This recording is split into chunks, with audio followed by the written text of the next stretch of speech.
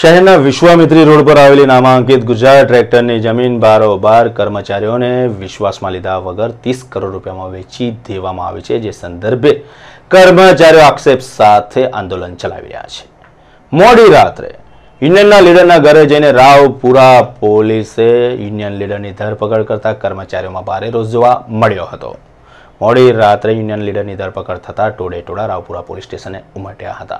પોલીસે બળનો ઉપયોગ કર્યો છે તેવો આક્ષેપ પણ યુનિયન લીડરના પરિવારજનોએ કર્યો હતો। ગુજરાત ટ્રેક્ટર કંપની મેનેજમેન્ટે કર્મચારી નેતાની વિરુદ્ધ ફરિયાદ કરતા જ રાવપુરા પોલીસે મધ્યરાત્રિના સમયે નેતાની ધરપકડ કરી હતી, જેના પગલે કર્મચારીઓમાં ભારે રોષ જોવા મળ્યો હતો।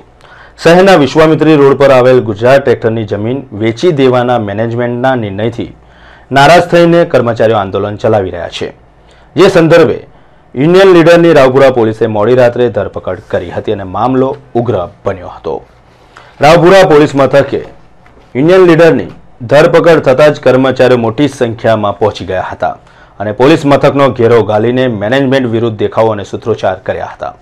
આ દેખાવથી પરિસ્થિતિ તંગ બનતા રાવપુરા પોલીસે કાયદા વ્યવસ્થાની આડ લઈને કર્મચારીઓ પર લાઠીચાર્જ કરતા જાહેર માર્ગ ઉપર દોડધામ મચી ગઈ હતી। અત્રે ઉલ્લેખનીય છે કે શહેરની મધ્યમાં આવેલ ગુજરાત ટ્રેક્ટર, જે 1999માં મહેન્દ્ર એન્ડ મહેન્દ્રના નામે હતું, તેની 43 એકર જમીન 30 કરોડ રૂપિયામાં વેચીને કંપનીનું ખાનગીકરણ કરવાની પેરવી કરાતા વિરોધ વંટોળ ઊભો થયો છે। सिटी के बीच में आया हुआ 46 एकड़ जमीन 30 करोड़ रुपया में खरीदी, प्राइवेटाइज किया, खानगीकरण किया गया। 60% शेयर महेंद्र के कब्जे में है, 40% शेयर सरकार के कब्जे में है। वो करार में उन्होंने निष्फल हुई और 2002 में इस संस्था को सिक्योरिटी करके जाहिरात करवाया। सिक्योरिटी जाहिरात करने के बाद ज़मीन बेचने की परवानगी मांगी। जो ज़मीन की कीमत आज 1200 करोड़ है, कलेक्टर साहब की जनवरी के हिसाब से 1000 करोड़ है। वो ज़मीन बेचने की परवानगी मांगी, उसके विरुद्ध में आवाज़ करने की कोशिश हमने की है। और उस संस्था जब प्राइवेटाइज किया गया तो संस्था में काम करने वाला मजदूरों का रोजी रोटी के लिए किया था, वो रोजी रोटी आज रहा नहीं है। सोसाइटी नव सोसाइटी सरकार ने बनाई, ये सोसाइटी का लोगों को आज रोजी रोटी नहीं है, बंद है, वो काम बंद है। उसके बारे में मैनेजमेंट को रजूआत करने की कोशिश की, मुलाकात मांगा तो नहीं मिला, तो गेट पर रोके उनसे बात की। बात पर उनको कंपनी चलाना नहीं है, वो बंद करने की चक्कर चल रही है। રાવપુરા પોલીસે ગત રાત્રિના યુનિયન લીડર વીસી નાયરના ઘરે રાત્રિના 1 થી 1.5 વાગે દારૂ પીધેલી હાલતમાં ગયા હતા અને કોઈપણ ફરિયાદ કે ધરપકડ વોરંટ વિના ધરપકડ કરી હોવાનું કર્મચારી નેતાના પરિવારજનોએ આક્ષેપ કર્યો હતો।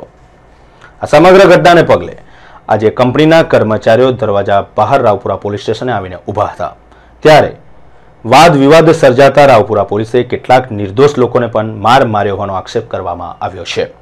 એટલું જ નહીં, રાવપુરા પોલીસની બહાર એકત્રિત મહિલાઓને રાવપુરાના પોલીસ ઇન્સ્પેક્ટર આલસીકાએ કાયદા વ્યવસ્થાની જાળવણીના ઓથા હેઠળ ધમકાવતા વાતાવરણ ઉગ્ર બન્યું હતું। જો કે આ સમગ્ર ઘટનામાં ઉચ્ચ સ્તરીય તપાસ થાય તો ઘણી બધી હકીકતો બહાર આવી શકે છે। વધુ આવતીકાલે एफआईआर है करके बोल के कल रात को भी घर पे पुलिस लोगों ने बिना यूनिफॉर्म के दारू पी के लोग आए।